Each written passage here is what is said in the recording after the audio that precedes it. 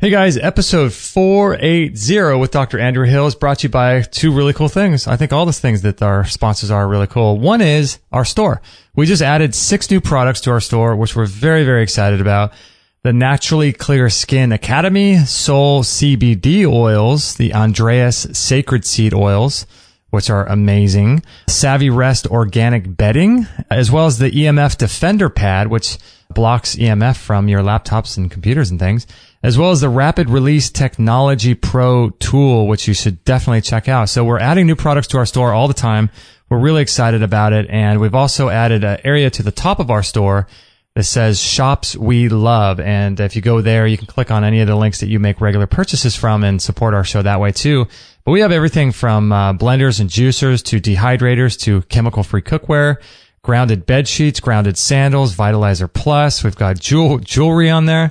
We've got activation products, raw dog food. We've got Morocco Method hair care products, the Biomat, all kinds of cool stuff. So check out our store and support us that way. We're also brought to you by none other than Amazon.com. We love you guys for supporting us there, especially with Black Friday deals coming up and or any purchases you make during the holiday season or really any time. A lot of you guys bookmark the link on Amazon and then you use the bookmark every time you make a purchase. And that's a really cool way to help support the show and everything we're doing here. So thank you for your constant support. Nothing changes for you, just so you know. Nothing changes. You just go click our link and then you go right to Amazon and make your purchase and then we get a little credit. So thanks, guys, for all your support through Amazon over the years. And you guys are just so kind. So we really appreciate you guys. Amazon.com and our store. So you'll be able to check both of those out at extremehealthradio.com/480.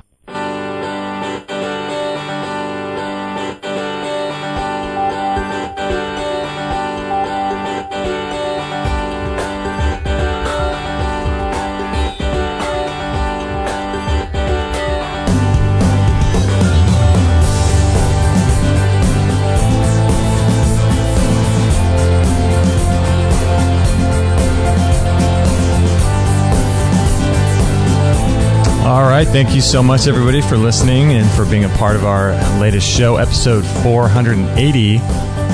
Dang, 480 shows. That is just nuts. I can't believe we've done that many so far.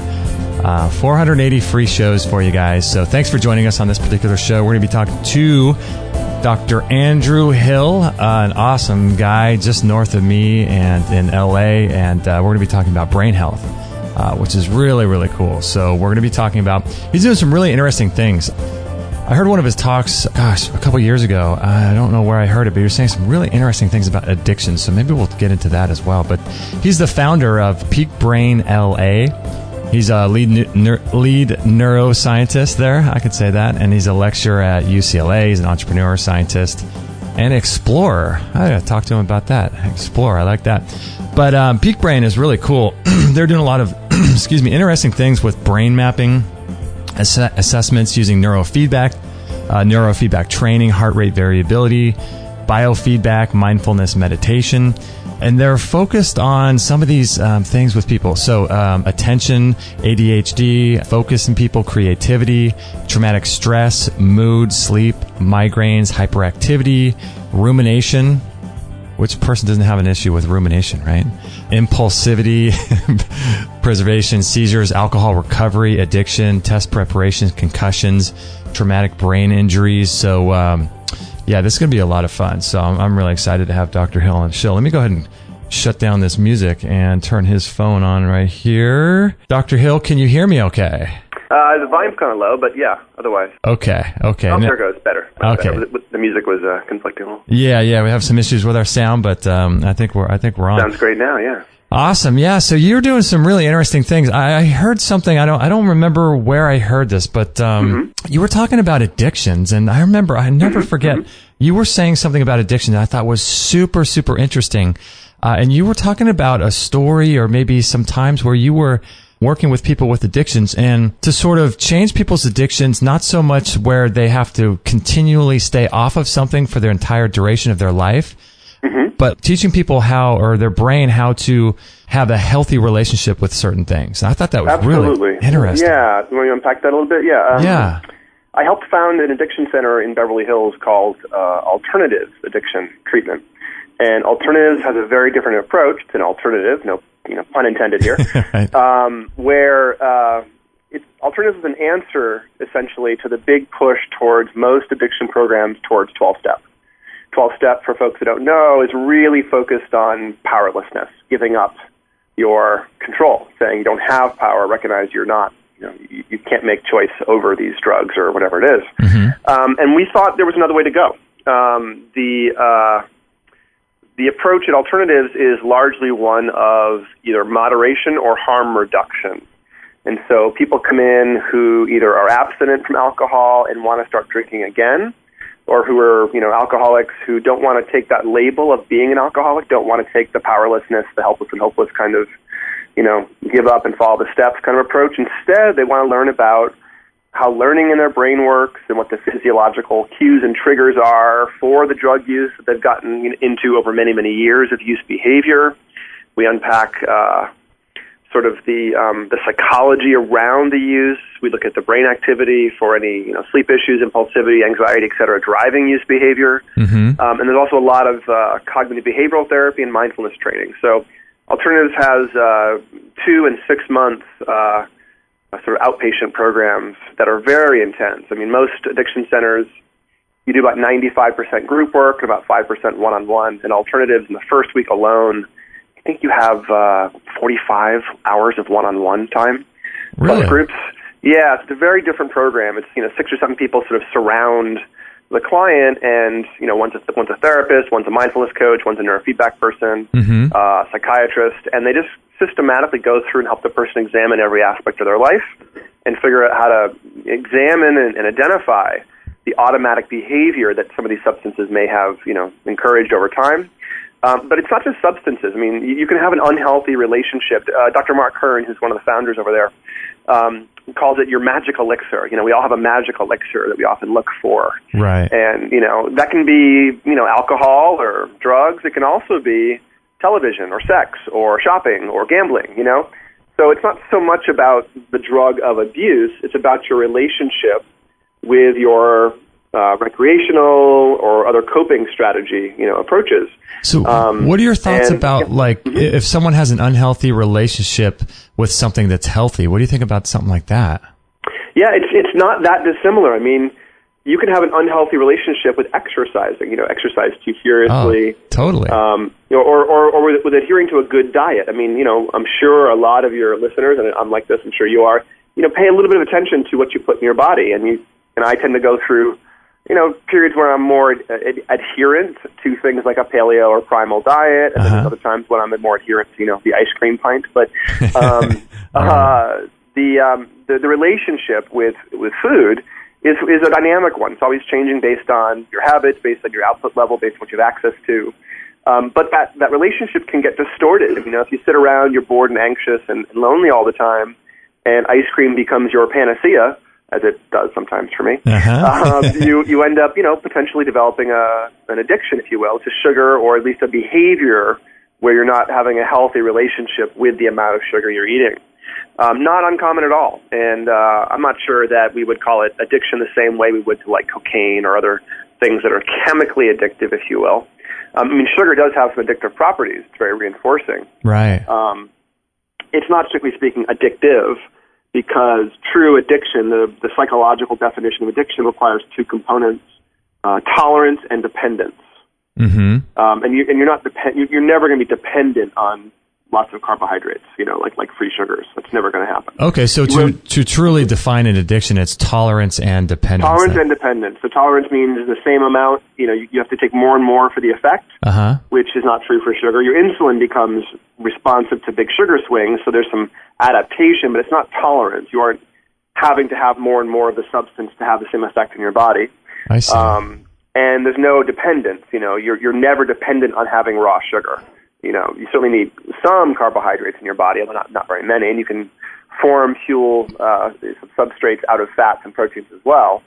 So sugar is not really an addiction, but it doesn't mean you can't get into trouble with a relationship around food, either having too much, crappy food, sugar, etc., or the other direction. You can work out too much, pay attention to your diet way too much. Oh, yeah. There's a term for that. It's called orthorexia, being rigid with your diet. And you can be incredibly healthy, 2-hour days, CrossFitter, keeping your carbs down, keeping your fats up, do everything perfectly, and that can be a problem. If your relationship with eating that way is out of whack, if it's stressed out, if you're obsessed, if you're really hyper-focused, if it's getting in the way of living your life and being productive in your home life, your job, your school, whatever it is, then it's a problem. It doesn't matter if you're healthy as a consequence of eating that way.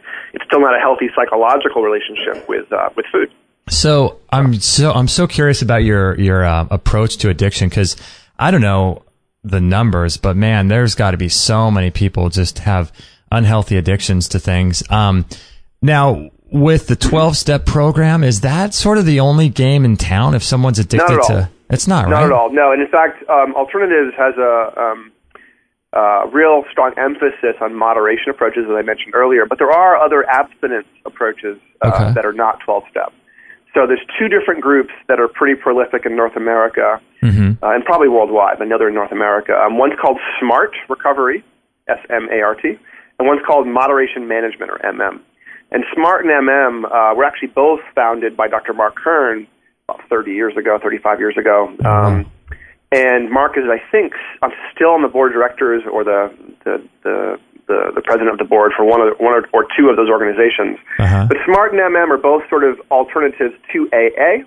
They're both community self-help groups, if you will. They're both totally free. They're community-driven. The biggest difference, of course, is that SMART is about identifying problematic use and helping you stop using. And moderation management is helping you identify problematic use and triggers for that use and helping you get your use under control.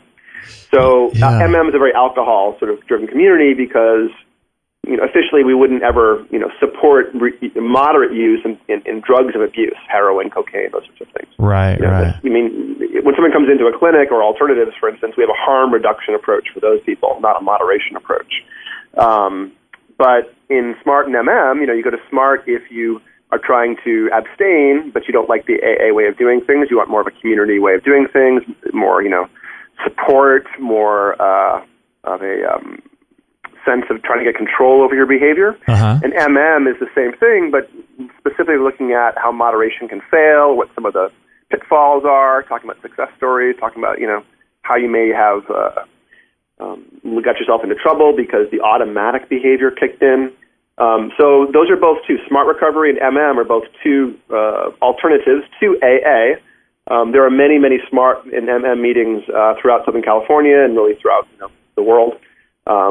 And it doesn't have the same sort of cult trappings that AA has, nor does it require you to sort of say, I'm powerless. It doesn't have some of the other things that I think are wrong with AA, which is the sort of within-group predatory stuff that happens in the big AA communities. I thought it was always strange whenever I'd hear people say that I'm an alcoholic or I'm this or that. I always just kind of thought that's kind of bizarre because I wouldn't want to define the totality of who I am based on what my body consumes. It's also a little bit, it's a little bit misleading. A lot of people, a huge number of people become problem drinkers. But 95% of problem drinkers become non-problem drinkers with no interventions, no structured programs, no therapy, no 12 steps, no, interventions. So it's not that we can't get control of out-of-control behavior, even when it's driven by drugs and alcohol. It's that some of the structures, the community structures like AA, we have culturally built up around that, define it differently. They define, you're an alcoholic, okay, you're never going to be able to drink. Is the prevailing wisdom within AA? That's not the scientific wisdom at all. There's no validation for that sort of in the research. But the person ends up just completely believing that, right? They do, yeah. I mean, AA to some extent is a church. It's not really a scientific intervention. It's a support group, but it has a lot of trappings of a church and has other trappings of sort of a cult, meaning give up your power. I'm sure people are spinning in their grave, or they're cursing my name as they hear me say this. But I think there are alternatives to just deciding you're an alcoholic lifelong and can never touch alcohol again. Yeah, it's interesting. It's such an interesting thing. I mean, with addiction, gosh, there's so many layers to it. But I had a friend, a family friend of ours for 30 years, and she was a recovering alcoholic, and she'd always say that. And she went to, I think, an AA meeting twice a week for, I think, like 30 years or something. But what happened was that she sort of replaced her addiction with alcohol with lots of like cans of Pepsi every day. So she'd drink like 3 or 4 cans of Pepsi every day. And she ended up getting cancer and diabetes and all these types of things. I can't say, obviously, I don't have the scientific research. I can't say that caused that, but I mean, it's just very likely did. It very likely did. Yeah. So it's like doing one, switching out one addiction for another is kind of a bizarre thing too, right? Yeah, it can. It absolutely can be. Although, now that cannabis is becoming legal in many states. Colorado last year launched, or not the state of Colorado, people within Colorado launched programs for substitution addiction programs, meaning you come in with a heroin addiction and they give you lots of cannabis and wean you off the heroin, and so you leave with a cannabis habit instead of a heroin habit. Well, people do that with drugs, don't they? Yeah, absolutely, and people do it themselves. But I'm saying there are structured programs now in states where recreational cannabis is legal. Structured programs take you off of the harder core drugs and to replace it with cannabis, which I think is great. Cannabis has no addictive properties as far as we can tell. And not one single person in the history of cannabis has died from smoking too much weed. Not one. People die every day from too much alcohol, too much heroin, too much cocaine, whatever. Never has it happened that someone's died of cannabis from the drug itself. Well, then you got to make sure you keep it illegal. Well, hopefully it's not. I mean, you and I are both in California. We theoretically now have recreational access here in California. I know. That's great. January 1st, 2018, that comes into fruition. Yeah. And I wouldn't be surprised if in the next 2-3 years, what is it, 8 states now, I think, with this most recent round of elections have recreational cannabis, or 9. And I wouldn't be surprised if that jumps to, 30 or 40. I think that we're past the tipping point with that kind of thing in the country. And I wouldn't be surprised if that just gradually unfolds more and more. Colorado has had phenomenal, state tax revenue and all kinds of amazing things and a resurgence in their economy because of the legalization in Colorado. So California is one of the largest economies in the world. If it was a state, so if it was a country, it'd be, I think, the 7th largest economy in the world or something. Is very much eyeing this as a revenue stream, and I think that it may save our state economy because we're teetering on the edge of disaster. Financially, have been for many years. Yeah, I mean, it's Colorado. With Colorado, I mean, violent crime is down, car crashes are down, everything. I mean, alcoholism is down in Colorado. Yeah, isn't that bizarre? It makes total sense to me. But I'm very pleased to see this happening. Now, of course, there are some drawbacks to heavy cannabis use or recreational use that gets out of control, just like anything else. But we don't have to vilify it. Unfortunately, Obama left it Schedule 1 cannabis. Which is unfortunate because it's still considered, a drug of abuse. I was going to ask you about that. Do you know when that's going to be come up for review? I think it just came up for review recently. It just came up for review, and they just kept it Schedule 1, confirmed it was still Schedule 1, but loosened the research restrictions, which is usually the first step to descheduling. Is first you reduce the research restrictions, and then a couple years later you move it off the schedule. Yeah. I expect that will happen at some point, but it's not so much. It's political. It is legal, but it's political. It's a federal versus state rights issue. Ninth versus 10th Amendment kind of stuff. Right. I would imagine that this will just come to a head, and then eventually it'll be legal everywhere, unless, of course, we get a conservative Supreme Court that knocks it back, which could happen. But I don't think it will at this point. I think it's gone too far. Yeah, I think so too. I think people are waking up and people are learning about all the benefits to it. I think the real issue with it is that the powers that be, whatever pharmaceutical companies or whatever industries that are being affected by this, I think they need to do is get a little creativity and figure out ways to regulate this stuff and then get involved in the game, and just like they do with alcohol, And that's happening. I mean, there are companies. I think one of the tobacco companies is heavily invested in cannabis and preparing sort of for the marketplace of recreational cannabis in a couple of years. And I forget which one it is. It might be the big cigarette company. What's the like Marlboro? Morris, Philip Morris, I think. Okay. I think they've invested heavily in the recreational cannabis industry. Like, they haven't been producing yet, but they're planning on it. Like, I think they're already getting ready to roll out boxes of cigarettes, full of cannabis. Wow. And so that'll happen in 5 years or 10 years. And I think that will keep it going. The money will keep the evolution of this going, because now big companies realize there's money to be made, and so they will keep pushing it through regardless of what the sort of top-down government stuff decides. Mm-hmm. So that's my take on it. It's an interesting time for all this to be going down, and I think that social media is playing a role in all this. People are waking up, people are sharing stories and sharing videos and articles, and I think the general sort of census is that people are much more awake. It's so bizarre when you think about the average person in America today, or even just any Western nation or anyone that's connected. The average person today, just what they know about the world and the information they've been exposed to, if you compare that to the average person, 300-400 years ago, I mean, a person 300-400 years ago, or even just 50 years ago, they just didn't know really any of the things that we all get to freely share. It's amazing. Yeah, I mean, information, will out. We have modern technology and modern, the internet, and it's changed our country, I think, in the past, 10 years. But it's also moving. I mean, if you look at places like West Africa, when the internet comes into places in West Africa, there's this massive shift in the culture in the country. You have parts of West Africa where parts of each country are Muslim, and parts are sort of Christian, and parts are more traditional African religions. And you see a change, and you see pushback against things like Sharia law in the Muslim countries when the internet pops in, because it changes what people have access to and what they know about the world. And that can't be stopped. I mean, there's very few countries that control their information borders all that effectively. Maybe North Korea. I mean, China does it to some extent too, but even China has, they are getting sort of modernized with information. This will accelerate. This is an exponential process, and I would predict that we'll have more impact from changing information technology over the next 10 years than we've had in the previous 50.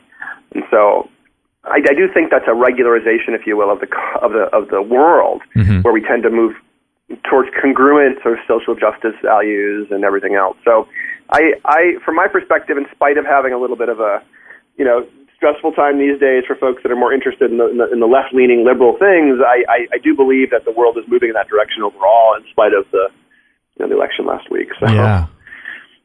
Yeah, no, it's good. It's great. I think I'm really encouraged by what's going on, and you can't stop progress. You can't stop information from being shared. It's a really cool time to be alive. Yeah, definitely. So with your work there at Peak Brain LA, it's really fascinating. So what types of things are you seeing with people? Are you helping people get to the next level, or are you helping people sort of come up to baseline, people who have addictions and brain traumas and things like that? Both. Some of our clients have specific deficits they're working on, and those include things like ADHD and sleep onset problems and migraines, seizures, anxiety, PTSD, major depression, pain, addiction. Really, essentially, if you have a brain and it's not performing the way you want, we can, work on it. And that's one sort of third of my client base is the people who have identified problems they're trying to work on. But another third are peak performers, people who are trying to squeeze out a little more focus, attention, deep sleep, calmness, whatever. And half the peak performers are sort of young, middle-aged people really trying to go for that, biohacker, next level approach. And about half of the peak performers are elders trying to remain sharp as they, go north of 60 or 65, and their brain starts to slow down, they're feeling it. Maybe there's some memory issues or sleep issues or word-finding issues. And we see them to sort of shore up the processing speed, reaction times, awareness, balance, those sorts of things. So, and then about a third of my clients are people with specific injuries, typically developmental or other brain injuries, traumatic brain injury, cerebral palsy, autism, sort of developmental or acquired, if you will, problems in their brain. So what kind of successes or turnarounds are you seeing with people like kids with autism and things like that? Yeah, with autism, we see slow and subtle change in the symptoms. We don't work on the autistic pattern because there isn't such a thing in the brain. But when I look at an autistic kid's brain, I might see patterns and behavior that are related to perseveration or anxiety or sensory integration issues or language problems or social processing, eye contact, And so essentially you work on the sub-components of the autistic presentation. And autistic brains are quite unusual. Even compared to each other, they're very unusual, but there's a lot going on that's really quite problematic often in an autistic brain, deep structural differences. And so we often do get changes. Neurofeedback is one of the few things that can change autistic brains and change it permanently, but it's not quite as dramatic or rapid as it is for a typical brain, like an ADHD brain or an anxiety brain or somebody with sleep issues or alcoholism. Those people all change much more rapidly and reliably. I would say for the typical brain, we have about a 90% efficacy rate, meaning that for 9 out of 10 people within the first few weeks, you're getting benefits in the direction you want.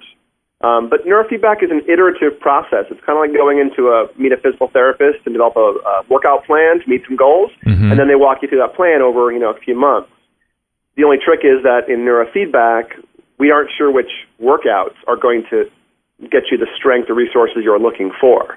So we have to sort of dial in, and we tried this protocol, how'd that work? Okay, that worked well on sleep onset and attention, but you were left a little bit foggy. Okay, let's adjust this. How'd that work? And we sort of dial in and iterate often for the first few weeks until we find the training protocols that are really activating resources people want to strengthen. And then they usually come for about 3 months or 4 months, and somewhere in the 2 to 4 month time, the brain changes, the subtle sort of in-session changes that they were getting become much more robust, much more long-lasting, and there's sort of a new baseline at that point. And so for most people, you get about 90% of people with typical brains, 3 or 4 months of training produces a permanent change. So we eliminate ADHD, we eliminate anxiety, sleep issues, reduce migraines dramatically, reduce seizures dramatically. Wow.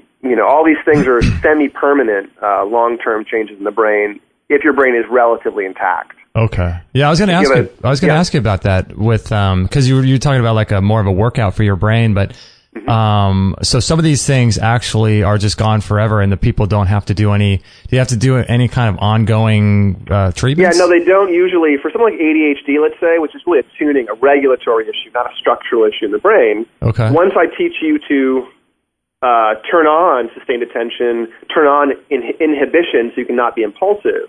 Once we've taught the brain to do that enough for a few months, whenever you need to do that, the brain has the resource and it automatically practices the state. And so essentially you're practicing these things we've caused or we've encouraged every day.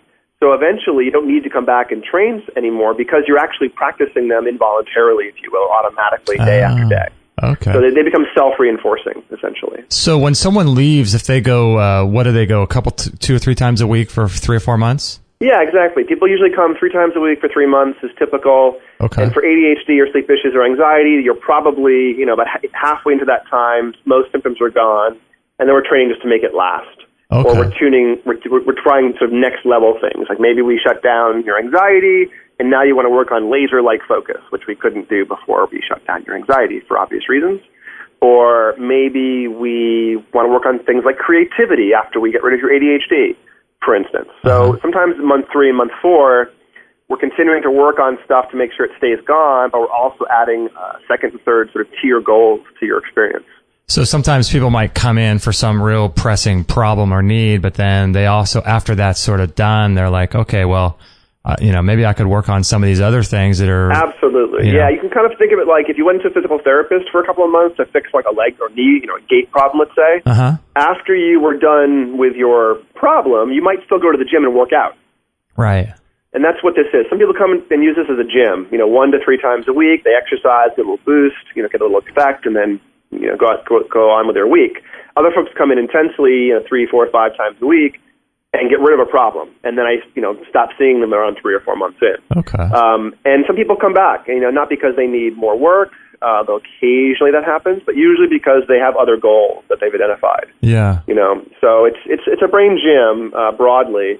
The only trick is we have to dial in the exercises for every person individually. So there's a bit of a hunting and pecking in the first month as we try to figure out who you are, how your brain works, what your brain mapping patterns might mean, how your brain responds to specific interventions. And then once we dial that all in, we just hit your brain pretty hard for a couple of months and everything just starts, being permanent. So that's awesome. Yeah, it's really cool that you're tailoring it to each person. There was a doctor sort of friend on our show and he was talking about He was a former medical anesthesiologist in Texas, and he was talking about the standard of care that they have within medicine. And he was just going on and on about the standard of care. And he was like, as soon as the standard human comes in to see me, then I'll apply what's called the standard of care. And it was like, it's so apropos because... And it's even more unique when it comes to brain. Like you put 15 people in a room, you have at least 16 different brain patterns in that room. It's really bizarre. People are really unique across the same... you give me two 15-year-old boys who look the same, both have ADHD, both have sleep issues, and both play video games all day long, and you look at their brain, and you might see completely different patterns. One person, their ADHD is classic, and it actually is ADHD, but the other person, it was actually sensory integration issues or anxiety that look like ADHD. Wow. And so, the QEEG, the quantitative EEG process, which is what we call brain mapping, measures a baseline of your brain activity and then compares it to a normative database of several thousand people. Okay. Out of that, we get a bunch of patterns that tell us what might be true in terms of how unusual you are and in what direction you're unusual. Let me figure out which of those things are really worth going after, which ones make sense based on your experience. So you guys are keeping data on all of your previous clients. So when people... Oh, sure. Yeah. So how do you just figure out which groups to categorize people into?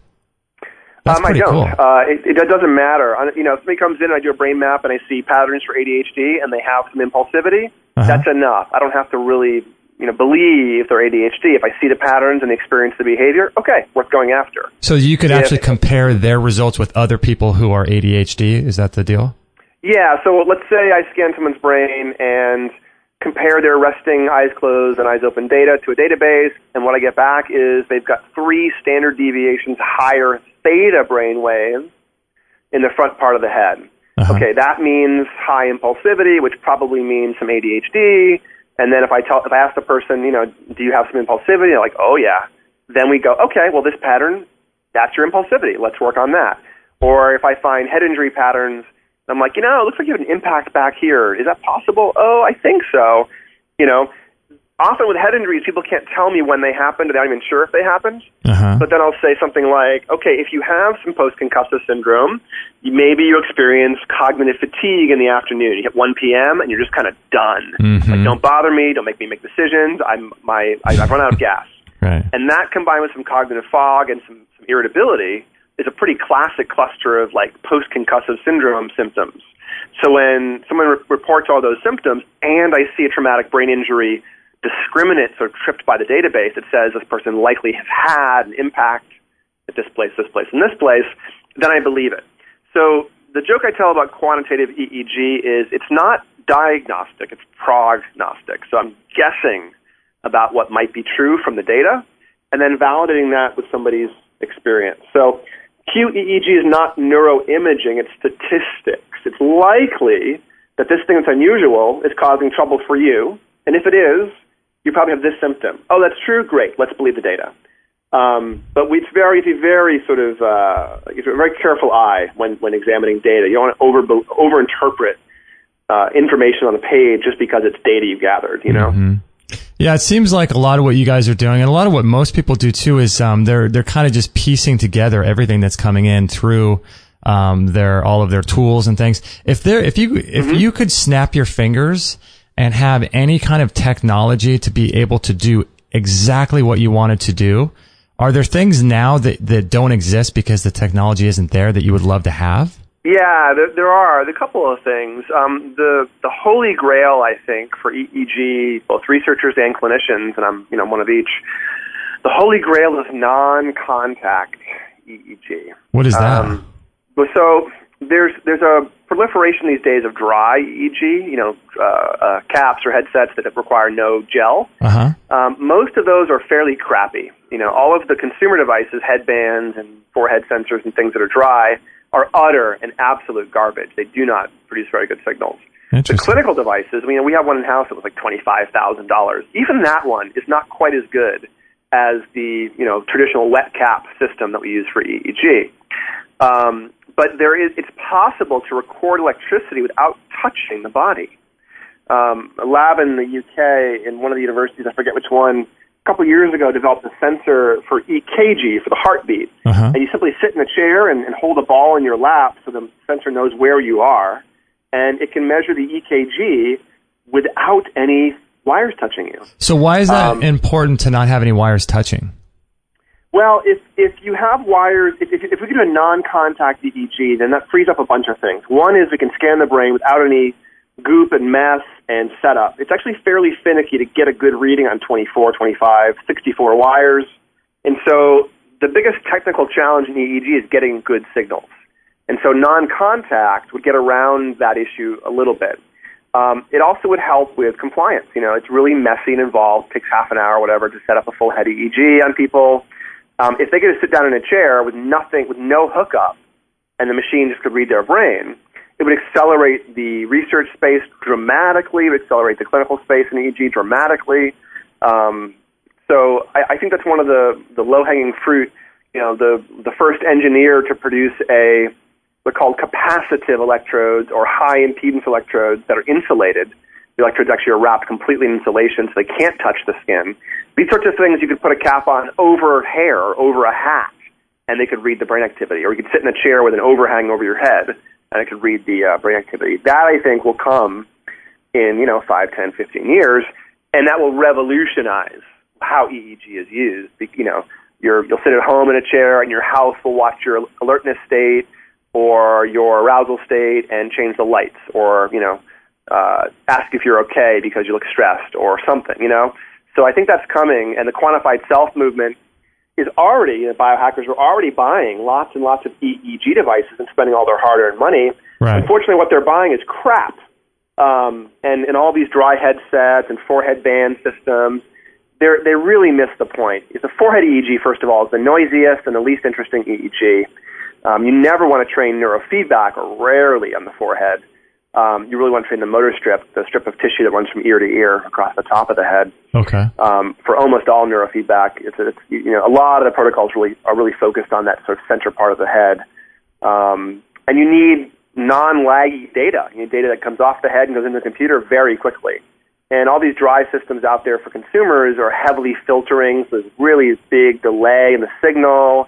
The data is really lousy, and they give you bad locations because you don't want to train the forehead or the sides of the head typically.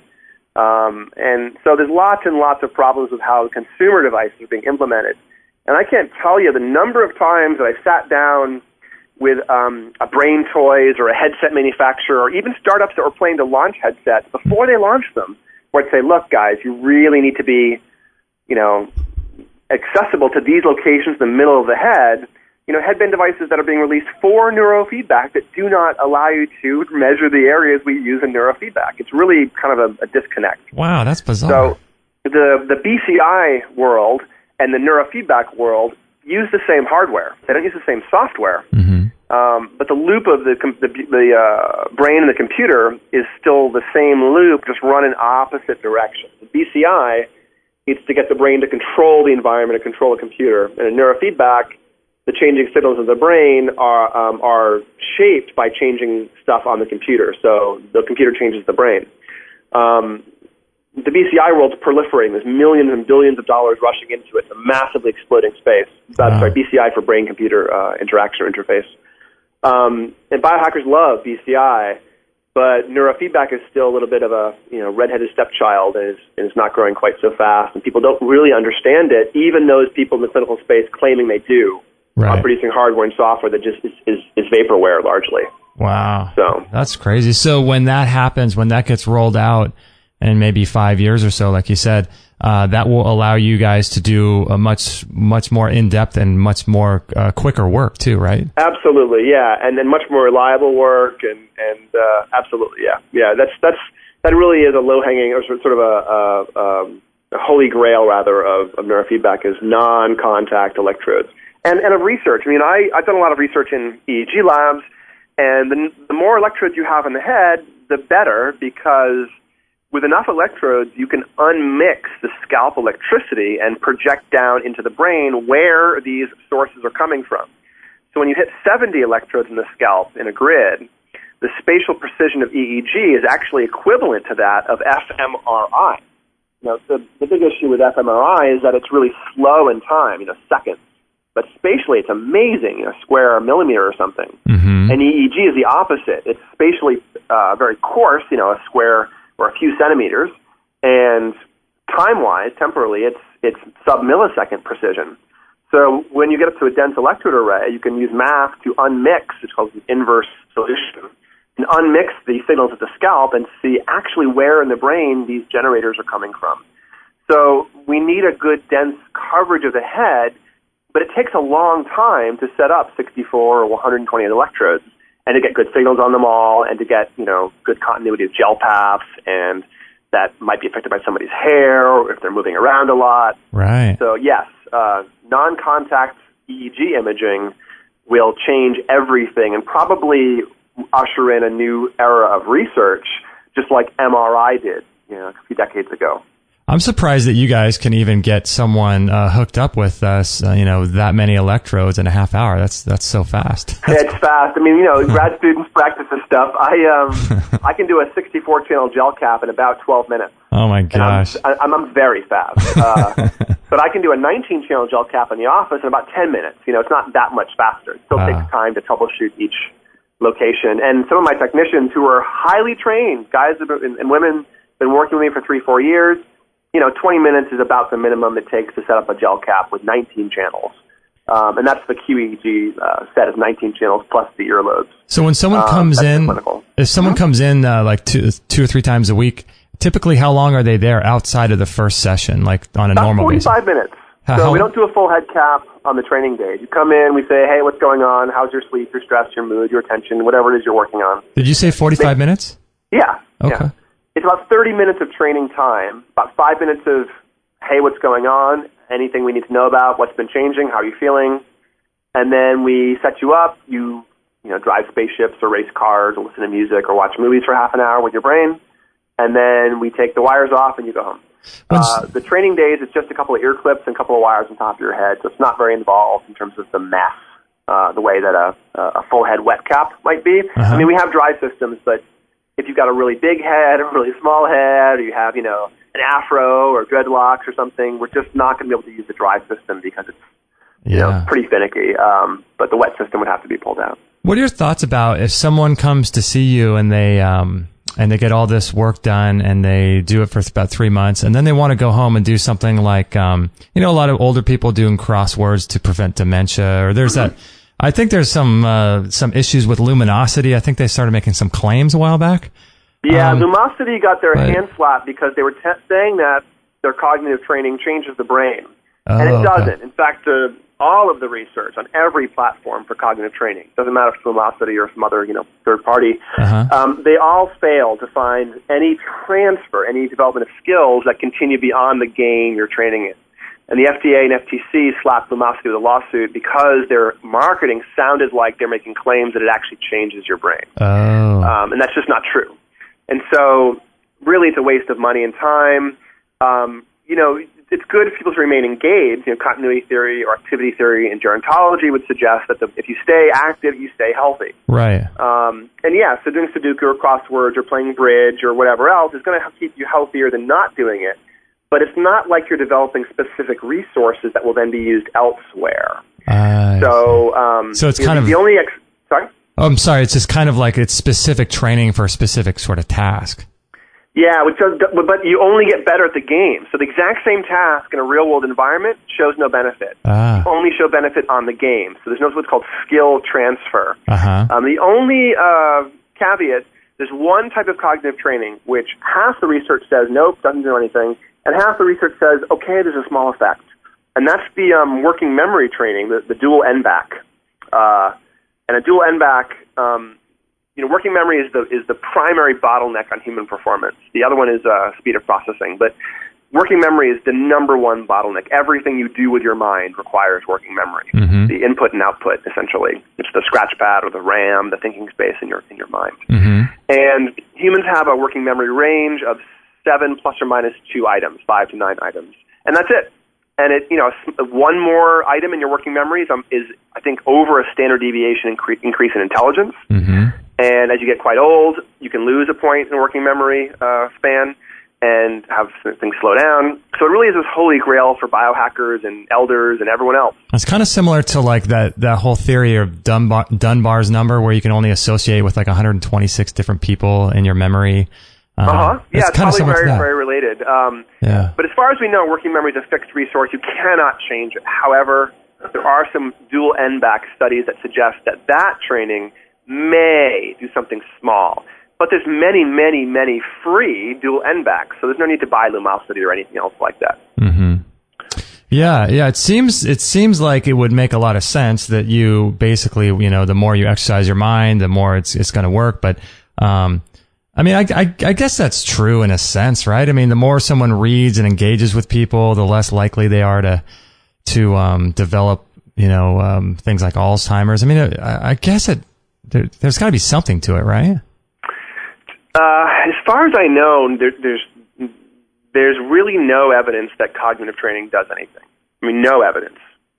And there's thousands of studies out there, and they all fail to find, much. You can do more to prevent the progression of Alzheimer's with your diet than you can by cognitive training. Dramatically more with your diet. In fact, there's a study out of UCLA earlier this year that took some pretty severe people who were on meds for Alzheimer's and having some, decline, and took them off all meds and all traditional interventions and did aggressive behavioral diet exercise interventions. And several of them actually reversed symptoms and became, better. So we are discovering that we can actually do a lot by trying to resensitize insulin. There's a lot with Alzheimer's where you can give people supplemental ketones to avoid the brain cells dying that have become insulin resistant on the way to getting Alzheimer's. Mm-hmm. One of the features, it's sort of a type 3 diabetes in the brain. Right, I've heard that. And you can, if you find that's happening, you can cut all sugar out of your diet and give somebody either ketogenic diet or supplemental ketones and save those neurons. But we don't necessarily, emphasize this always. It's fairly well known at this point, but it's still not conventional wisdom. We still think high fat bad, and sugar's not that bad. And unfortunately, all of the diseases of aging, these long-term trajectory diseases like Parkinson's, Alzheimer's, diabetes, cancer, all of them are mediated significantly by sugar. And so that is the number one thing we need to do as biohackers, as well as aging individuals, is control insulin sensitivity and control excess sugar to avoid glycation, meaning oxidation of tissue in the body. And glycation is one of the big drivers of Parkinson's and Alzheimer's. And you can control it. And this is a modifiable behavior. You can control it now as a young person so that 50 years from now you don't get Alzheimer's. Have you ever looked at someone's brain while they're consuming sugar? Is it possible to see like parts of the brain light up as a result of eating a lot of sugar? It probably is. Although that would be more of an fMRI. Okay. You would see reward areas light up in real time. I think it would be mostly interesting for people that are typically off of sugar. Like I'd love to get like a Mark Sisson or somebody like that. Yeah. Hardcore paleo primal guy to like binge on sugar and get drunk on the carbs and see what that does to his brain. I'm guessing it would basically look like they're really, really asleep. Yeah. Yeah, so that's true. That's essentially what happened. Yeah, that's fascinating. That's super interesting. The connection of sugar to the brain. I mean, like you said, with the fMRI, I bet you there's all kinds of issues. Like I've heard that term too, type 3 diabetes. Yeah. Yeah, it's definitely sugar is a much bigger culprit in most things in the brain than I think many people realize. What are your thoughts about nootropics? I know you have something called True Brain, right? Is that? Yeah, I helped develop True Brain. I was one of I was the first scientist who joined True Brain, and now I mostly just do some research on products, trying to find brain effects and validate the recipes. Uh-huh. But I helped design the initial formulation for the capsule product, and then the little 1 ounce drinks that we produce. I'm not terribly involved with True Brain at this point. They're not that far away. Chris Thompson runs True Brain over in Santa Monica, and I'm here in Culver City. But we still do research in our lab here on the compounds, trying to look for brain effects. I'm a big fan of nootropics, obviously. I helped develop a pretty major brand. I'm also really put off and dismayed by the marketing and business space around nootropics, and that's one of the reasons I joined Chris to produce True Brain. is because lots of things are out there that are called nootropics in marketing language that just are not, and have risk and have side effects. To back up for a second, the strict definition of nootropics essentially says supporting brain health, cognition, memory, attention, etc., and being neuroprotective without appreciable side effects. And so a lot of these things that people call nootropics, like psychostimulants, like modafinil, like caffeine, are not nootropics. They have significant side effects. And I'm really anti those cognitive enhancers or smart drugs. I mean, I took modafinil a few years ago, actually right before I helped found TrueBrain, and I ended up in the hospital for a couple of weeks with head-to-toe pressure highs and my histamine system going crazy. Oh my God. I almost died from low-dose, once-a-day modafinil. Almost died. Now, it's not that common to have side effects from modafinil, but if you do, they're life-threatening. And side effects for things like stimulants include addiction, include appetite suppression, cardiovascular risk, etc. So I'm pro-nootropic, but I'm also really suspicious of the language in the business space. I think that you have to really evaluate, is this a nootropic with your own personal definition, not just because somebody says it's going to help your brain. Yeah, that's there's crazy. Lots of risky things out there that I think people are taking without realizing they aren't truly nootropics, so to speak. Yeah, I think, oh gosh, what's his name? Dave Asprey was taking modafinil, wasn't he? Yeah, he did, and he talks about, how everyone has a modafinil deficiency. He's incredibly irresponsible.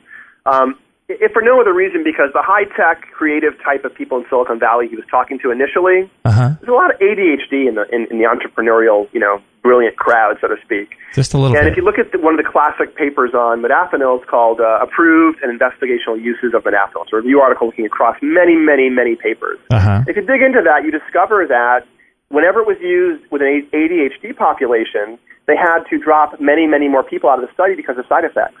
So there's something about histamine in ADHD that when you combine it with modafinil produces a dramatic increase of side effects. And yet, Dave's out there telling people to take modafinil. And I think that's hugely, hugely irresponsible. It's also a bit of a problem because modafinil is only minimally supporting of attention and cognition. It's mostly supporting wakefulness. Is he out there saying for people to do it, or is he just saying he does it? I don't know. He wrote an article saying that, why you might have a modafinil deficiency was the name of the article. Oh my gosh. And he basically encourages everyone to take it. He's really backed off a little bit in the past few years as he has other commercial products that support attention. He stopped pushing modafinil. He doesn't sell modafinil because you can't. It's a scheduled drug in this country.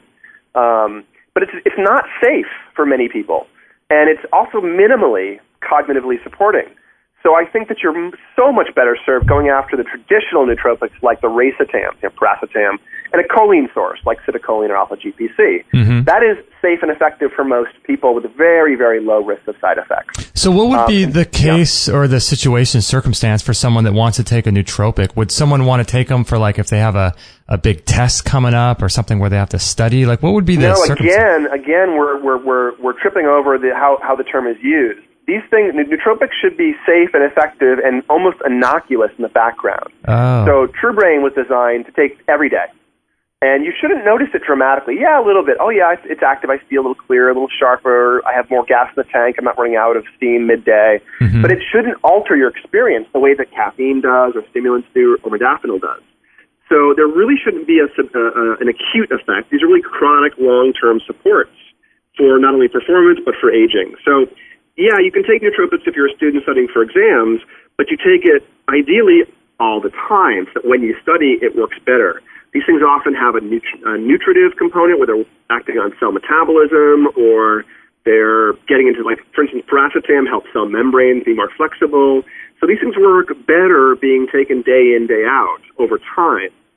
We're not looking for that acute boost effect like you would get from a stimulant or something. So it's a whole different approach, and unfortunately people are drug seekers and looking for quick fixes, and this is why people get away with calling stimulants and other things that are similar nootropics, because that's what people want. They want the quick fix, and they're willing to tolerate the sort of misnomer, but they're doing themselves a disservice. You should never pursue compounds to hack your brain that have side effects if you don't have a deficit.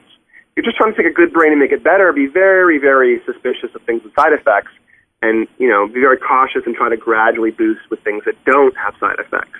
If you got a deficit, then sure, use something that's got a risk factor because you have some problems.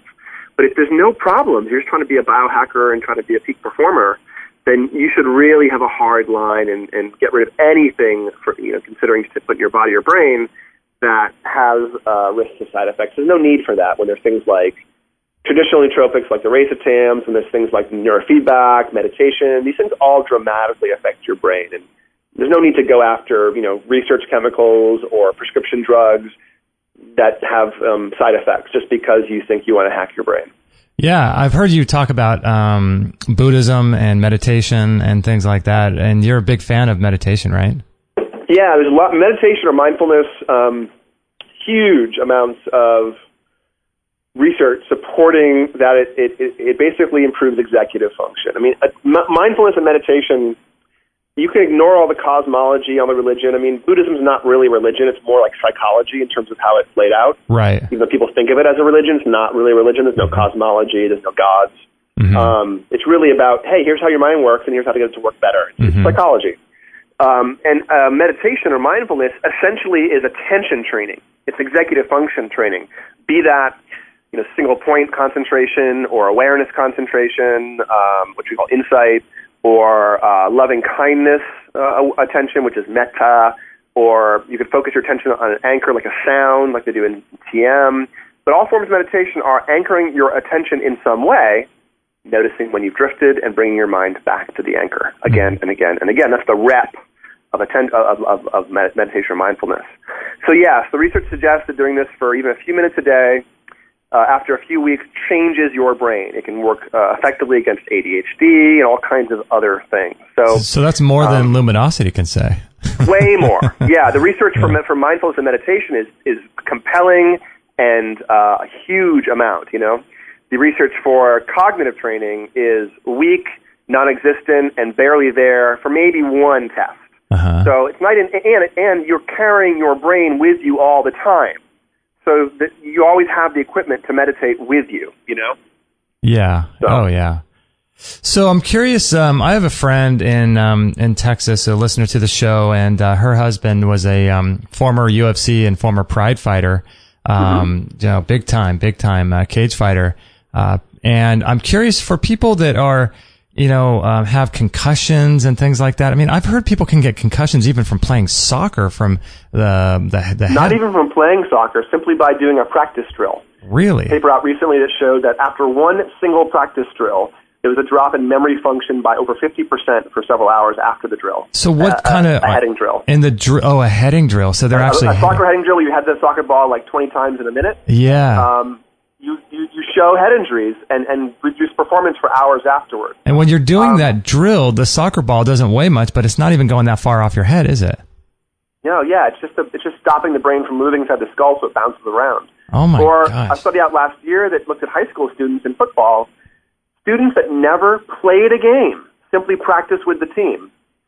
They scanned their brains at the beginning and end of the season. The students who had never played a game showed early damage that would produce CTE over time. Really? Never playing a game, simply just doing the practices with the team. And these are kids that are like 15, right, in high school? Yeah, exactly. So I believe we're going to discover that the brain damage in sports is way more problematic than we actually realize right now. Like, for instance, if I had a kid, they would not play soccer or football, in spite of them being great sports. The risk for damages is way, way, way too high. I mean, I see people all the time in my office who were high school football players, and then they get a concussion as an adult, and the concussion has an impact on their brain that is dramatically larger than it should have because of all the old damage being sort of reawakened. Is it possible that someone could get like an injury to their brain that's not a concussion that's damaging still? Well, it's possible to have a concussion that you don't realize. You don't have to close your eyes. You don't have to have unconsciousness. You don't have to... be dazed, but you can still have damage. Okay.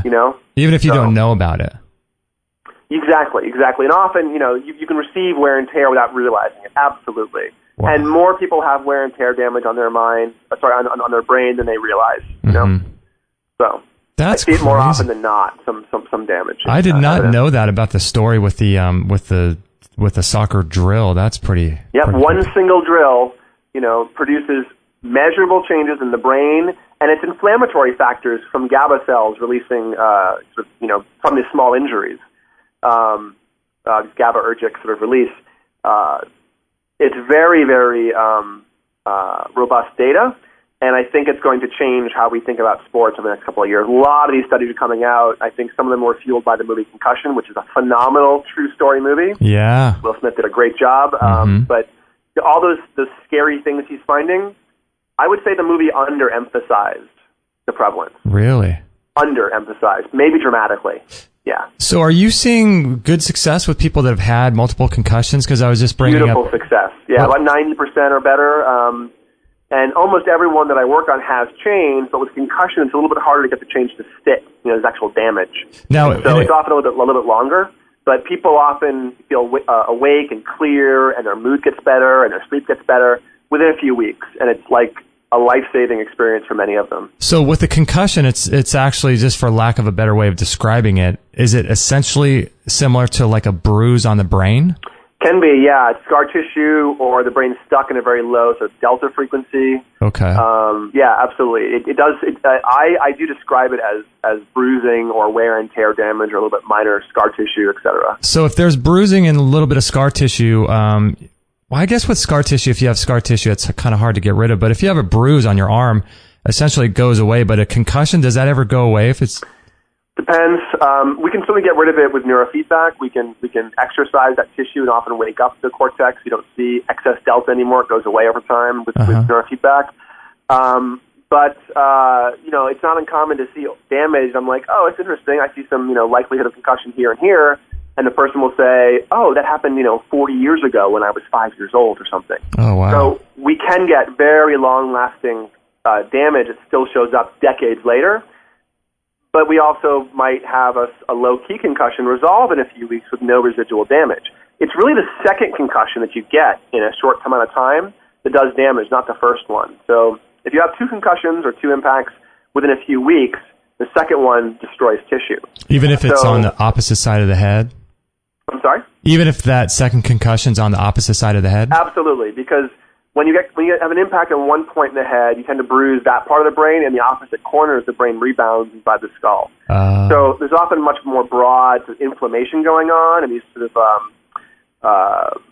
tissue gets friable, gets very sort of fragile when it's inflamed, and so the second hit comes in, and the already inflamed tissue just shatters. So it often takes weeks for that inflammation to go down, and if you had a kid or if you have a concussion yourself, you shouldn't do anything to your brain, even thinking hard, for a few weeks. Wow. Gosh, I just think about boxers and UFC fighters, and man.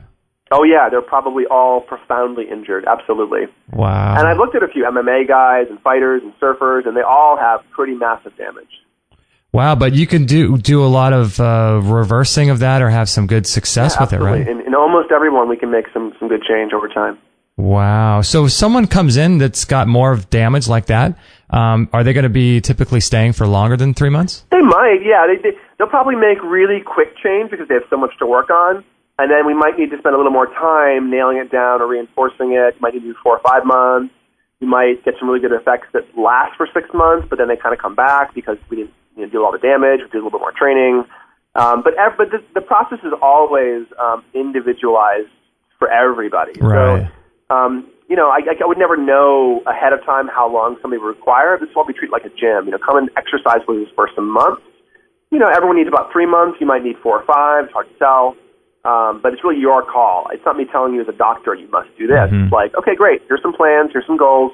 Let's see how far we get. And you decide, what your benefits are, what your goals are, and so what you want to get. People are testing, or you're testing them all along the way so they can actually see what the result of their training is doing. Yeah, we do brain mapping every other day, or maybe, every other month rather, or maybe every month. If they have great results or lack of good results, we'll map faster. We don't do mapping every single time, but we do it a fair amount. Wow. So what do people do? Like we've got listeners that listen all over the world, and I know you're on Luke, our friend Luke Story's podcast, and he's got listeners all over the world. People are listening, and they're in Australia, they're in Canada. What do they do? Like, would they have to come and see you, or do you have any way of working with people? We do. We have 2 big offices in Los Angeles and in St. Louis. And we have traveling technicians, we call them concierge neurofeedback techs, Oh. in San Diego, Portland, Orange County, and we're probably going to deploy some in New York City and Boston in the spring. Oh. If you're not in one of those areas and you want to work with me, the way to do it is you come to one of the offices, St. Louis or Los Angeles, for 3 days. Okay. And in those 3 days, we do brain mapping, we do attention assessment, we teach you how to use hardware and software, we teach you how to stick wires to your head, find the right location, log what you're doing, and then we send you home with equipment and monitor your use of it for 3 months. And so every week we're doing chart review and checking in with you and giving you tech support when you need it. It's pretty effective for many people to train that way. Not everyone. If you have profound issues that are going to prevent you from actually, then maybe you don't want to train yourself. But if you're pretty high performer but have some issues with your parent with a kid, then yeah, it works very well to teach you through the process, because sticking wires to your head and running software is not that hard. What's hard is knowing what to do next, or when you get good results or bad results or untoward results. And so that's really the heavy lifting, clinical knowledge. But I can do a lot of that remotely and work with people who aren't physically in the office. Once I've taught them how to use the gear, once I've seen their brain in a QEEG and seen them respond to a few sessions, I can often get really great results, even if they aren't anywhere near me. I mean, right now I have one client in Dubai, I have a couple in the UK, a few in Mexico, a few all over the U.S., and the vast majority of them have really good success training themselves. Wow, that's interesting. So they would go through the process of actually applying the electrodes to the brain, and then they would do that a couple days a week, just like if they were in your office. Yeah, exactly. And you can train as often as you want when you're at home. We don't charge by session when you're self-training. Okay. We charge by month to keep an eye on all your data, be your tech support, give you new protocols when you need them, et cetera. Dang, that is so cool. I love what you're doing, because it's awesome that you're helping people that are wanting to sort of take their brain and their mental and their cognition to another level and to biohack and do all that kind of stuff. But it's super cool too that you're actually working on a lot of these issues that people are having, like, that are just completely rampant in our society, like autism, ADHD, concussions, traumatic brain injury, all these types of things that, they're acute problems that people have and they need fixes for. I mean, you're doing stuff with mood and sleep and migraines. I mean, that's awesome. Sure. Seizures. Wow, seizures. That's so cool. Yeah, neurofeedback was discovered because it reduces seizures. It reduced seizures in cats who are exposed to rocket fuel vapors. And the fact that it works on cats really puts paid to the idea that it's a placebo effect. Cats do not have a placebo effect working with humans. Right. Cats are really bad instruction followers, right? So the fact that it was discovered because it reduced seizures. Hey, wait, this thing we did reduced seizure incidents. It really speaks to the idea that it's physiology, and that's it that we're training. It's not the mind. It's not something you have to want to do. You don't have to care. It'll work whether or not you want it to work. Pretty low-level training of the brain itself, so to speak. Well, that's cool, because a lot of people are skeptics and things, and so if they don't believe, it'll still work anyway, but then you're also showing them along the way through the testings and scans. Yeah, during the changes. Very compelling. Like, here's your ADHD, here's your head injuries. You train for a couple of months, you're feeling really great, and I show your brain again, and all those injuries and outliers are gone. That's pretty compelling. So that's awesome. Gosh, that's so cool. Well, one of these days I'm going to have to make it up to either Newport Beach or LA and sure, hang out with you guys. Absolutely. Yeah, that's so cool.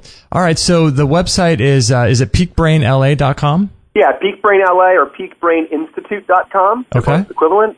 And you can also find me on Andrew Hill PhD on Twitter. We have both an Andrew Hill PhD and a Peak Brain LA Instagram as well. But I encourage folks to find me somewhere. Follow us. We often have little giveaways, or we talk about interesting, biohacking tips and tricks, or do little tutorials and meditations. So nice. You can join our mailing list on the website, or you can follow me on Twitter or Instagram, and we will give you guys some cool brain tips over time. That's awesome. Well, hang on the line there, Doc. We're just going to close out the show. I want to thank everyone for joining us here on this episode. This is awesome. Great information from Dr. Hill, and this was episode 480. So if you want to listen to the podcast on the website, you can go to extremehealthradio.com/480. Simple enough, and you can do that. And Awesome. We just thank you guys for listening. Thanks for sharing our shows. If you know of anyone that has these types of issues that we talked about during today's show, I know Dr. Hill and myself, we would greatly appreciate if you'd share the show with them. Let them know that there are people out there doing extraordinary things, people that you're probably not going to hear on mainstream media, people that are doing great things like Dr. Hill. And it's our job to sort of highlight them and feature them and let you guys know there's alternatives out there that you probably just don't know about. So awesome stuff. Thanks for listening. We really appreciate it, and we'll catch you guys on the next episode. Dr. Andrew Hill. That was pretty cool. I liked him a lot. He was a really interesting guy. I like what he's doing. I like what all these people are doing. It's so cool because, on a lot of levels, you're not going to get this kind of information. I mean, you're going to get it from podcasts and get it from online videos and things like that, but you're not going to really get this kind of information from the news or from any kind of just normal outlet of media. And I just love when people are out there doing really cool things, helping people in a way that you're not going to really hear from Channel 9 News or Fox News or CNN or any of these types of major corporate media outlets. It's not going to really be broadcast from them. So I thought what he is doing is interesting. I like what he's doing. Let me find the actual alternative interventions for focus. Okay, attention. So that would probably include like ADHD and ADD kids, which, by the way, has anyone ever really thought that maybe these kids aren't ADD? Maybe they just are. We're trying to put a square peg in a round hole. Maybe these kids were never meant to be sitting in classrooms under fluorescent lights, bombarded with EMF radiation around other kids who are damaged, and trying to learn something that they shouldn't be learning at such a young age indoors. Maybe kids need to be outside. just a food for thought. Maybe they should be outside learning hands-on. But anyway, focus, attention. A lot of adults have problems with attention. I think really what's happening too in terms of attention and being able to sustain a focused amount of attention on one particular idea or thought, that idea is becoming more and more a thing of the past, I think. The ability for someone to sit down and read a book. The longest book I ever read was Atlas Shrugged. Actually, I read the Bible through 4 times from cover to cover. Genesis to Revelation, all 66 books. I think I did that 4 times. Outside of the Bible, the longest book I ever read was Atlas Shrugged by Ayn Rand, and that's, I think, 1,200 pages. But that's not to toot my own horn. I haven't read a book that long in forever.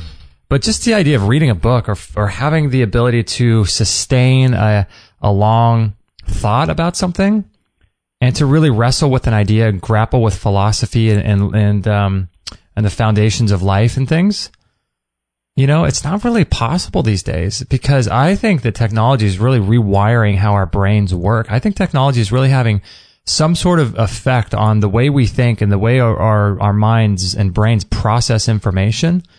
I really do. I think it's changing. It's turning us into some sort of new human because you look at people and they're just unable to focus even in a conversation. They can't focus on what you're saying to them. They can't let me just turn that down real quick. They can't really sustain a level of thought that keeps you engaged, and they just, attention these days, I think is being overwritten by texting and constant notifications of things. And I think personally that cell phones and the constant notifications of having your cell phone notifications turned on, I think all of this stuff is causing an inability for people to be able to sustain long-term thoughts and to really dive deep within themselves and be able to figure things out and to stay with one track for a while, And I really think that technology is hampering that. I mean, you look at sound bites and video clips and 3-minute audios and Snapchat, which is like these short, tiny little audios. And it's just, I don't know. That's why that's one of the reasons why our show is an hour long. Sometimes I do 2-3 hour shows. Because, conversation between two hopefully interesting people, hopefully I'm interesting and our guest is interesting, and a conversation between two people that it has something of substance to it, I think is something to be valued and something to be sort of brought back into the mainstream society where people can focus on one thing for a certain amount of time. I think that's really important. I think it's really, really important. And so anyway, he works with people with attention, with focus issues, creativity. I wonder what he does with creativity. Traumatic stress. Interesting. Traumatic stress. Oh man, gosh, you know, the amount of people dealing with traumatic stress, mood issues, sleep, migraines, hyperactivity. Gosh, I had a migraine headache once many years ago, and I feel for you. If you have migraine headaches, whew, man, I really feel for you. Hyperactivity, rumination. Isn't that interesting? Rumination, just ruminating on things. And, you know, it's funny, humans, we're so bizarre how we'll like have an argument with somebody and we feel like we lost. So then we think about all the points and counterpoints that the other person said, oh, he or she said this to me. If he says this, then I'll say that. And then I know if I say that, they're going to respond like this. And then if they respond like that, I'm going to go through this whole bizarre fake conversation in our minds for what reason? You know, it's just so strange. So strange. Yeah. And so let's see, what else is he working with here? Impulsivity, preservation, seizures, alcohol recovery, test preparations, concussions, traumatic brain injuries. Yeah, interesting stuff, man. Test preparation, concussions, traumatic brain injuries, alcohol recovery, seizures. And I think that there's going to be no shortage of people that he's going to be able to have as patients, I tell you, because if he's able to have some sort of success with all of these different aspects of life, I mean, this is stuff that people just, you know, have a really hard time with. I see he works here with heart rate variability also, which is kind of cool. Brain mapping. It would be interesting to go get a consultation with him, wouldn't it? I think that'd be pretty fascinating. My friend Luke, who I mentioned during the show, did that. I was going to do it, but we don't have any portable podcasting equipment because I had originally invited him to come down to the studio, but he said today he was just way too busy. In fact, he had to run off the show because he was I think a couple minutes late seeing a patient right after the show. But yeah, we originally invited him to come down into the studio, and maybe we will because I know they're opening a place in Newport Beach. So maybe we'll do that. I think that would be pretty cool. But I need to get some portable podcasting equipment so we can record sort of on the fly, on the go, on the road, and we can go get a thing done with him. That would be really cool, I think. Yeah, you know, it's cool too. I like what he's doing, helping people to heal, but then he's also helping people achieve greater states, peak states of their neurological cognition and neurological abilities and the way their brain is wired and works. That's really cool too, because there's a lot of people like our crowd, you guys and us as listeners and people, us creating these shows, we're really trying to get to the peak levels, like you talked about biohacking and things like that. And we're really trying to understand our biology, understand our life, understand what we're here for, and take things to a new level. So, man, that would be cool to really shore up your mind and your brain. I think he makes a big distinction between your mind and your brain, actually. But, one of these things that he was talking about, all the benefits of meditation, I really got to get back to that. I think I could take this as an invitation. You know how where you hear something multiple times? Like we might hear something about some bizarre subject. I can't even think of an example right now, but it's weird how you'll hear something that you've never heard of your whole life before ever. And then you hear it once on one day, and then you hear it again that same day. And then the next day you hear it 2 or 3 more times. Isn't that weird? That to me is just so awesome. And it's cool because, I was just talking with my friend the other day about this, how awesome it is to be able to have the internet these days. And we're talking about just this ability, how rad it is to have social media. And social media is kind of like one of those things where it's either good or bad. And sometimes it's a little bit of both. But man, I tell you, if you can harness it correctly, it's really cool. I have gotten off of Facebook on my personal account. I don't do anything with it anymore. I blocked all of my friends because I don't want to hear people's stories. I don't want to hear I just don't want to hear any of it. I want to completely control what I'm exposed to, because if they're posting stuff, if it's a page I follow, that's what I do is I just follow pages. And I blocked all my friends. I don't need to hear anything about what they're saying. I don't need to be bringing that into my psyche, into my consciousness, because I know those people aren't. I mean, they're my friends, but most of them aren't. I don't know. They're just not on the same path as I am, and I just want to bring anything into my consciousness and my awareness that is going to sort of compromise my psyche and my ability. So anyway, it's just so cool because like. I was watching something that was, it was so interesting. I got a notification of this. I was telling my friend this the other day. This is kind of an example that's unrelated to health, but, it just shows the power of the internet and how cool social media is. I follow a page called Grind Surf, I think it's called, or Grind TV. It's like an action sports adventure website. And they did a whole story about this girl who, is like this adventure girl, and she did a whole tour of the catacombs in Paris, underneath the city of Paris. And it was so cool. And so, there's a YouTube video, and then her whole thing is she's got this YouTube channel called Allison's Adventures, and Kate and I have been watching it. It's really cool. Really makes you want to travel. And we're watching it, and she's like, going through, she's got this pink surfboard. I don't know how far below the city of Paris she is, but walking over all of these bones and skulls. She's walking through the whole catacombs, from one side of the city to the other. And there's parts of it where the water is super high. So she's paddling on her little pink surfboard, through the city of, Paris, underneath the city of Paris, through the catacombs with all of these old bones. And it was crazy. But, anyway, I looked her up and I thought, oh, who's she? Cause she's obviously got something going on. And then she's got this whole story and this whole YouTube channel of all of her adventures around the world. And, it's just so cool. That's just an example of how you can be exposed to something through social media that you never had any idea of before. It's just crazy. You could wake up one morning, you have no idea what kind of information is going to be thrown at you, when we live in a world like we do now. And I just think that's awesome. I don't know.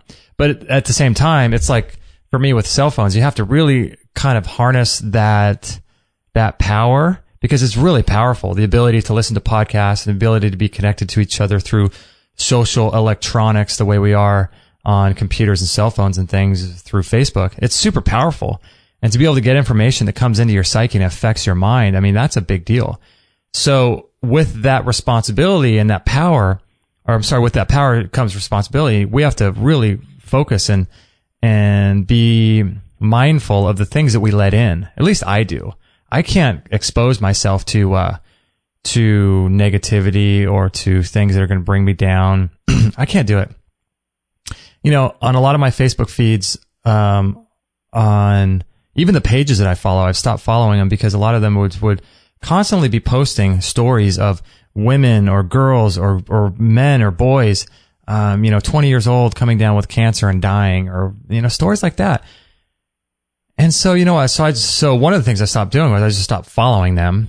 And then the other thing I did was anytime I would see a story of someone who achieved extreme longevity, like there's all kinds of really inspirational stories, like a woman, a 98-year-old yoga teacher and things like that. So what I'll do is I made a little tab. I have a computer on my Chrome. I have an extension. I forget what it's called. It's, let me find out what it's called.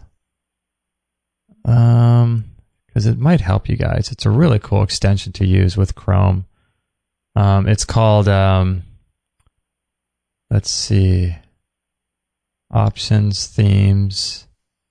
Oh, well, I can't think of it. It doesn't have it here. But it's a really cool way to organize your websites you go to and stuff like that. But yeah, I'm not sure what it's called. But anyway, I've been saving all the stories of inspirational people like this yoga teacher, and there's another yoga guy who's like 96 and he's practicing yoga. And so I'm going to start filling my mind up with people who are achieving what I want to achieve. So I think that's really important. I think that's really, really just important thing to make sure that you, it's really just important to make sure that you are a gatekeeper to your mind, So I don't know how I got off on that, but I love what he's doing, Dr. Andrew Hill. And if you know of anybody, like I said, that that has cognitive issues, have them check that out. And also, there's some other really cool, interesting people on our site. If you go up to the top of our site under Find a Show, we have an area under Conditions. Is that right? Yeah, Brain Health under Conditions. And we talked with a lot of different people in terms of brain health and things like that. So yeah, we talked about just really cool stuff. Dr. Jay Faber, that was a really cool episode 441. So if you know of anyone who has issues with their brain, pass the show on to them, and hopefully it could help them in some way. Like I was saying at the end of the show, I mean, when you're not going to get this information by watching TV, it's just not going to happen. So you got to actually go out and pursue websites and pursue information sources that are going to be talking to people and giving you empowering information like this. So that's what we're doing here. That's what our goal is, to just let you guys know of options, availability, choices, alternatives. That's what it's all about. And then it's up to you guys to say, yeah, I like this, I don't like that, I like this guy, I don't like that guy. And pursue, hey, I want to work with this guy, or I never worked with this person. I think they were, not telling the truth, or whatever it is. But to listen to your own intuition and just take all of these people that we have on as choice, and take all these people that we have on as just options, That's all they are, is just options. They're not telling you this is the way it is and you must do these things. These are just choices. And these are just options for us to look at, and ultimately it's up to us to really look within and ask our higher self, do we resonate? Is this true? Can this work for me? And really seek answers that way. And that's really what it's all about. A lot of times people write in and they say, you should have asked David Wolf why he doesn't eat meat, or you should have asked so and so, you should have told him that being vegan is unhealthy and blah blah blah. And I just write back and I say, I'm not here to debate people. These are people that feel like they have a grasp on what they think is right, and I can ask some questions, for sure. I have nothing against that, and asking some harder questions, nothing wrong with that. And that's what I like to do. But ultimately, it's really up to you guys, and for you guys to decide what works for you, what will work for you, and what won't. So that's just what we're all about. And so, yeah, thanks for listening. And this was episode 480. So if you want to listen on the website, go to extremehealthradio.com/480. And also to let you know too, we are starting a membership community. If that's something that you would like to be a part of, you can go to the show notes. You can just go to extremehealthradio.com/480. And under the show notes, there'll be a link to a brand new exclusive online private access membership community that we're going to be launching here soon. If you're listening in the future, maybe we already launched it. I can't say when we're going to launch it, but if you're interested in that, you can find out more about it, getting access to a doctor who can help you and that kind of stuff. So we are very excited about what we're working on behind the scenes. I want to thank all of you guys also, especially during the Black Friday, promotions here that are going on, and just for all of you guys that have been buying through our Amazon link. You guys are so awesome. Thank you so much for that. Yeah, just by purchasing our links through Amazon, or anything you buy from Amazon, if you just think about the work that we do, it's awesome. You guys are really, I can't tell you, your support that way is huge. And if each and every one of you remembered to buy everything you purchase through our link, nothing changes for you, actually. It's just everything's the same. It's just that we get a little commission. And if you can just remember us every time you think, or if you know of anybody else who does a lot of purchasing on Amazon, let them know that they can click on our link and give us credit. That would be awesome. But yeah, thank you guys for that. That's awesome. And I want to thank you guys too for supporting us on Patreon. You guys are really nice, man. Thank you so much. We couldn't do the show without you. Excuse me. And yeah, Patreon just allows micro donations that come out of your account once a month, and you can set it up where you can donate like 50 cents a show, or so that turns out to $6 a month, or you can even just do $1 a month, So thank you guys for that. You guys are really, really awesome, and I really appreciate that. And many of you guys know we've been adding some new stuff to our store, which is really cool. Let me open up our little store here, and let's take a look here. I think we added about 6 new products to our store. We added Naturally Clear Skin Academy, which is a recent guest, Tracy Raftel. she's got this whole program about skin and acne and things. And, that's really cool. So check that out.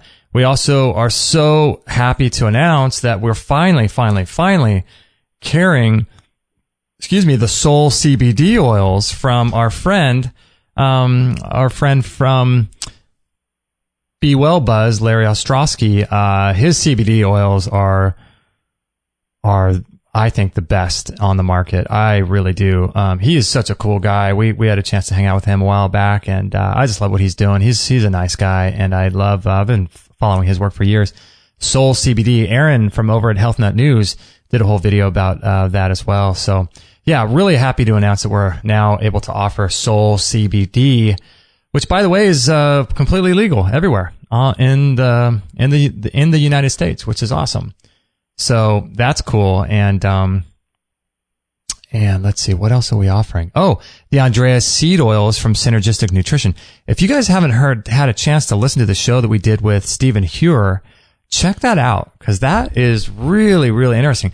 Andreas, what is his name? They're called Andreas Sacred Seed Oils. I forget what the guy's name. It must be Andreas. Apparently, he's got some sort of proprietary technology that enables these black cumin seed and all these rare sort of seeds to be pressed at low heat with super, super low temperatures and all of that. And so that helps preserve the molecular integrity, the enzymes, the phytonutrients, and all of that stuff. And what it does is it helps to deliver oxygen to the center of the cell. Now, if you understand what that can do, then you can probably draw your own conclusions as to what these seed oils might be able to do for you. So I won't say anything more than that, but when you can deliver oxygen to the center of the cell, you're really, really doing some cool things. So anyway, we sell those now in our store, and we also sell the best organic bedding. We're so excited. Savvy Rest is what they're called. You just check out their website and check out the beds, the pillows, the comforters. They have all kinds of like really cool things for your bed, all organic. And they plant a tree every time you make a purchase with them. It's really, really a cool company. I'm really excited about that. And then the other product, two more that we have. One is the EMF Defender Pad, which is awesome. Been researching this for a long time, and I'm super happy to finally be able to connect up with that company and to be able to offer their products now. And what they do is they have these EMF Defender pads that you put below your laptop, and you can put it below your laptop so you don't get electrically fried or exposure to EMF. And usually when people have laptops, they're putting it on their lap, obviously, hence the word. And that radiation is going right specifically towards the groin, and that's just not good. So you can look at the videos. All of these products, by the way, in our store are really cool because I've got a bunch of videos, so you can do a little research and watch the videos about them and click on over to their website and check them out. And then the last one is really cool, the Rapid Release Pro. We're going to have a couple guys from that company on because I've been using this, and I got to share some stories about that. Oh my gosh, this Rapid Release Pro has changed my life. Oh my goodness. I'll tell the story when we have them on, but my goodness, this thing is one of the things that I use in so many different ways. I use it in a lot of different ways. Like basically what it is a rapid release technology. So it oscillates and vibrates at super high frequencies and speeds, and it's like you apply it to different areas of your body. And so what happens is that it releases trigger points and releases muscle tightness and soreness. And what happens as a result of that is that you're able to get rid of pain and soreness. And I had a back issue that you would not believe. My goodness. I was, for the whole month of June of 2016, I could barely move. I was in so much pain, I could barely walk. And this thing, so what happened was I injured my back a little bit. It's just kind of a little tweak. And Kate did some work on it, and it was feeling good. And then we had some cannabis oil that I took. I took the cannabis oil, and I'd never really taken cannabis before. And I took the cannabis oil, and then I started to get really lightheaded and stuff like that. And so when I leaned back in the shower after my treatment with Kate, my lower back just exploded, and I was in so much pain. I couldn't move. I couldn't get out of bed. I couldn't do anything. I was if someone had called the emergency to put me, take me out on a stretcher, I couldn't even lay down and get into a stretcher. I couldn't do anything. And after a week of this, it was actually getting worse, which was uncharacteristic and not very typical of previous instances I've had with my lower back. And so an angel came into my life who used this rapid release technology, and it literally changed my whole life. I can't tell you how much that thing is just amazing. So anyway, we're going to do a show with the guy all about it, but it's in our store. So we're connected up with that company, and I love supporting them in their work. Just an amazing piece of equipment. And I use it in some interesting ways that the company isn't really promoting or talking about. So I use it over my organs. I use it over my thyroid. I use it over my heart, my liver before bed. I use it on my knees. I just use it all over my body, and I use it on my face to strengthen the muscles in my face. I use it on my temples if I have a headache. There's so many applications and uses of this thing, the RRT, rapid release technology. Anyway, that's in our store. So we're super excited to be adding more and more products to our store, products that we can really get behind, products that we can feel good about supporting, companies that we really support, and all of that. So, and also the other thing I want to let you guys know about our store, just so you know, is that we have gotten so many emails and people writing in saying, hey, I buy all of my supplements through this website. And typically it's a website I know about and I've purchased from before, or it's a website I've known about for, 10 years because I'm just been in this field for so long and I know they're reputable. And, so people, like hundreds of you, have written in saying, hey, I always buy from this website or that website. If you can hook up with them, I do a lot of purchases there and I'd love to go through your link first. So I just haven't done it.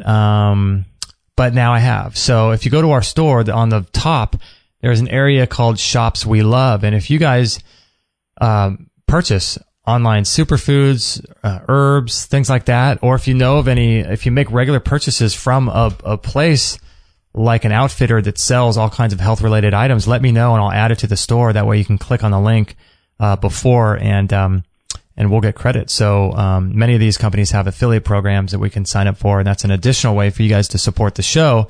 And it's cool too because these are companies that I know about and I've known about for many, many years, all of them. And so, it's good to be able to support them doing their work. And the companies that I put on the Shops We Love area are not necessarily like a lot of different products that we sell have to do with like one-off products like the rapid release. They don't sell anything but that. Or there might be, like a flagship product that we might sell through Synergistic Nutrition, which is their One World Way. But they also have all kinds of other cool items that you can buy through our link too. So what I've done is I've put all of those sort of outfitters that sell lots of different things on that page. So if you purchase from those places online on a regular basis, just go through our link and we would appreciate that. So yeah. So anyway, enough about all that. I hope you guys enjoyed the show with Dr. Hill. He's a cool guy. Perhaps we'll go up there and put a video on YouTube or do a in-person video one day. That'd be cool. I like what he's doing. Alrighty. So I think that's about it. I will catch you guys on the next episode. Let us know if we can ever do anything to help you. That's why we're here. Thank you again for sharing our show. Thanks for buying through our Amazon link. Thanks for just telling people about what we're doing. Oh, and by the way, thank you guys for the two most recent iTunes reviews. If you're looking for a free way to support us that doesn't cost you anything, we would seriously really appreciate that. So thanks for your reviews on iTunes. That really helps us. That's about it. I'm going to go out and do my rebounder. It's a nice sunny day here in November, 16th or 17th?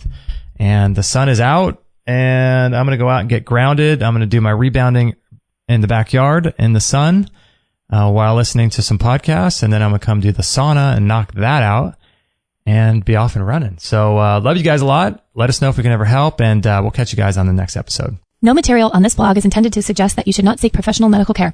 Always work with qualified medical professionals, even if you educate yourself in the field of live food, nutrition, and alternative medicine. I'm not a doctor, nor am I offering readers medical advice of any kind.